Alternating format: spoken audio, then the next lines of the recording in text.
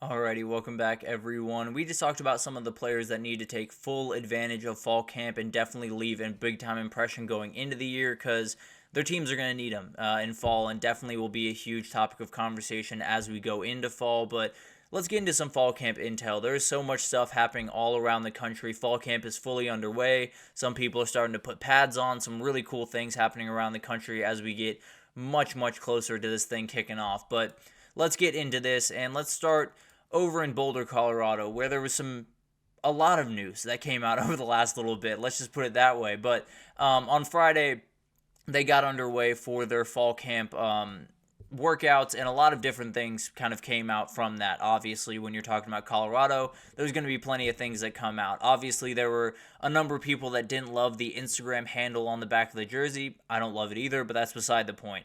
There was a huge story that came out yesterday around some of the players that have left Colorado, and it wasn't necessarily glowing. Let's just leave it at that. I will touch on it tomorrow, but absolutely is a huge story and something that could not be great for Dion. Let's just leave it at that for right now. But one of the big things coming out of fall camp for them is the fact that it sounds like you are not touching Travis Hunter. You are not touching any of the wide receivers. You are not touching any of the quarterbacks throughout this fall camp, even when they are fully padded. And I totally understand that. These are two of the guys that, if you are going to be successful this year as Colorado, they have to be on the field. There's no two ways about that. There is no argument against that. So I fully understand those two guys being away from contact. I do think this is a moniker for just where they're at in terms of depth. I will say, there's not a lot of teams that want to go into fall camp saying we have to protect this player, and this player, and they cannot be touched the entire time because that's not the way you want to go about business. You want to play football, you want to get into that, so all of that stuff definitely makes sense. But I do think it's one of those things that Colorado has to do some things that other teams don't. They have to be a little bit more careful in fall camp because they're walking a little bit more of a tightrope than some of these other teams are when it comes to depth and that type of thing. So I don't think it's all that crazy. I do think it's something that could hurt them in week one, just getting up to pace when a team like North Dakota State comes into town. They're going to hit you, and they're going to hit you pretty hard. But at the end of the day, I don't think it's a crazy decision by any means. Moving on to Ohio State, Carnell Tate continues to be the story coming out of Columbus, Ohio, and I think that's a really good sign for this wide receiver group because Emeka Egbuka is going to be good. I'm not really worried about him. I think he's going to be, at the very least, a good player for them. Jeremiah Smith is going to make plays. I don't necessarily know how big of a role he plays in this offense throughout the year, but I do know he's going to make at least enough plays to make some headlines. I can promise you that. So having someone like Carnell Tate step up the way that he has, and Brandon Inniss also is getting really good reviews. Those are the guys that you likely want to get good reviews, because then you go four deep at the very least, and then you got Kojo Antwi and a ton of other guys that absolutely can make some noise. So I think it's a really good sign for this group just being totally unguardable overall, is Carnell Tate making a big-time stride. And then you had Will Howard. Will Howard made a big-time play in fall camp, I believe on Saturday. He took a quarterback keeper 85 yards to the house, which is an absolutely huge thing. And frankly, it's one of the bigger reasons why I think he's going to win this job, almost regardless of how his fall camp goes. Not regardless, but in certain terms, he has a more slack than some of these other quarterbacks do because the guy can get out and run. He can make some things happen with his legs, and especially in an offense like Chip Kelly's, you want that. So I don't think it's crazy to think that he maybe doesn't have the cleanest fall camp in the world, but is still able to go into the season as the starter and be able to kind of build into it. Now, I don't think that's the best thing for Ohio State, but absolutely could be something that happens. Overall, Ohio State's first padded practice sounds like it's either coming up here pretty soon or already happened, and the defense was very excited and has been as dominant as we all expected. So that's just kind of business as usual at this point. But let's move over to Penn State and let's talk about Max Granville. He's a freshman defensive end that is really getting rave reviews coming out of Penn State camp with all the staff, and a lot of the different beat reporters around there are just speaking very glowingly about this kid. And it might be someone that they need when you lose edge rushers like Adisa Isaac and like Chop Robinson.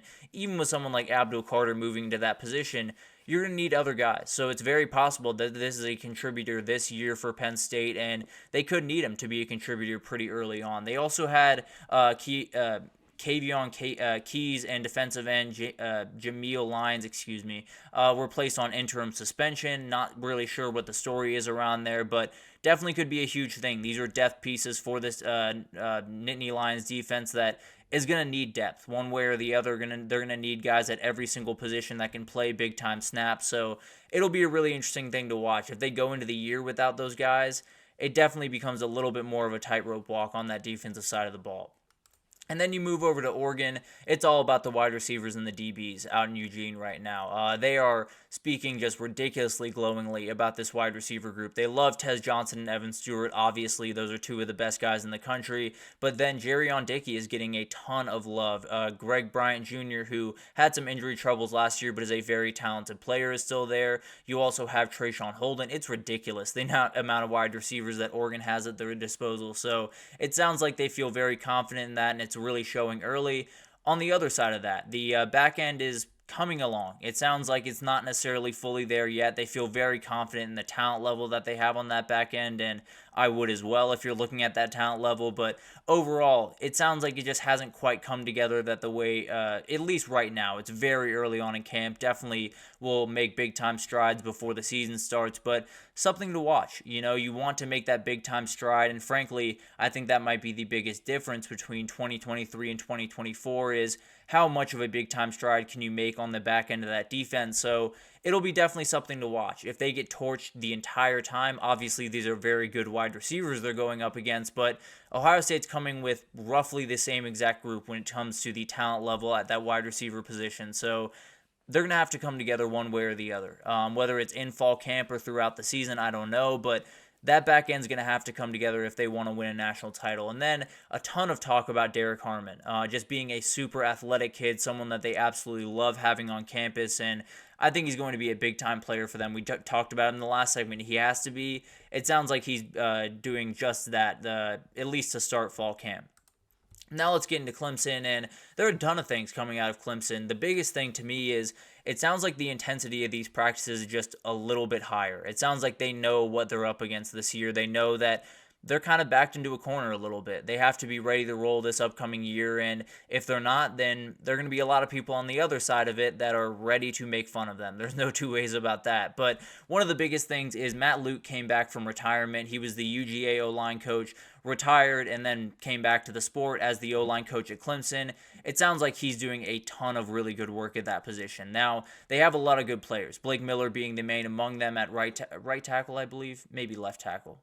That would be right tackle if I'm looking at it correctly. So at that right tackle position, they have a lot of really good players on that offensive line, 4 returning starters, but it sounds like Matt Luke has brought a level of intensity that just hasn't quite been there over the last couple of years, and they definitely do need around this time of year. And then Peyton Page, a veteran defensive lineman, was talking about just kind of the energy in these practices and how everyone is holding everyone very much accountable. It sounds like the defensive linemen, or maybe it was the edges that I read, had trotted onto the field and were taking their time getting ready for a drill, and the defensive line coach sprinted out there and made sure that they got ready quickly and got to work. So it sounds like there is a little bit of aggression, a little bit of intensity around Clemson this year, and they know that this year's huge for them. They have to deliver this upcoming year, or on the other side of it could be a very tough time with teams like Miami and Florida State and NC State and Virginia Tech, all of these teams rising.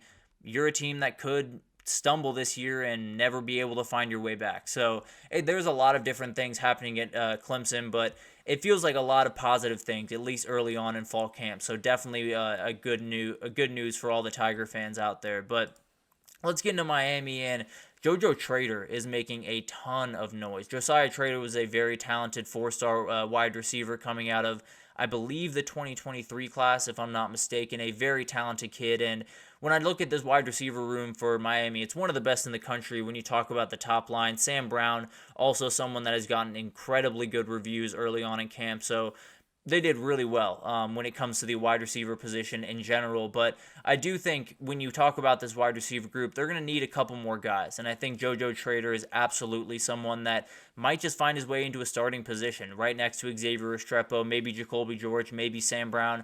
There's so many options out there. So they definitely have a kind of embarrassment of riches right now over in Miami. And another one was just added to the pile with JoJo Trader making a ton of big time plays early on. So that'll be something to watch. And then Marshall Powell was talking about kind of the fit that he has at Miami. Says he feels really confident where he is right now. Said that the intensity at those practices are at a different level than they ever have been, at least than they have been in his college career, which was over at Washington before. But he also talked about Zaquan Patterson, which is a very talented freshman safety that they have really, really high hopes for. And Marshall Powell feels very confident in him. He said he could leave as one of the great Miami safeties that we've ever seen.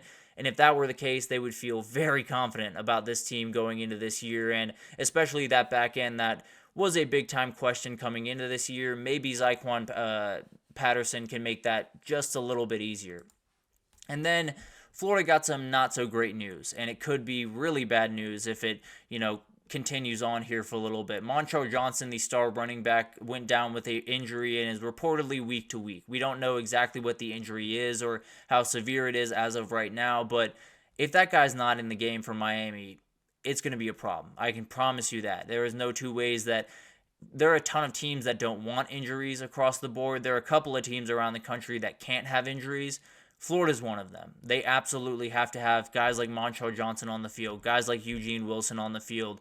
But on the other side of things, obviously a terrible news for them, and definitely something that we'll be watching very closely. If he's on the field for Miami, he'll be a factor. If he, is not on the field, then I like the pieces that they have behind him. I don't necessarily know if they're good enough to win that game against Miami, but that'll obviously be something we'll unpack as the season comes closer.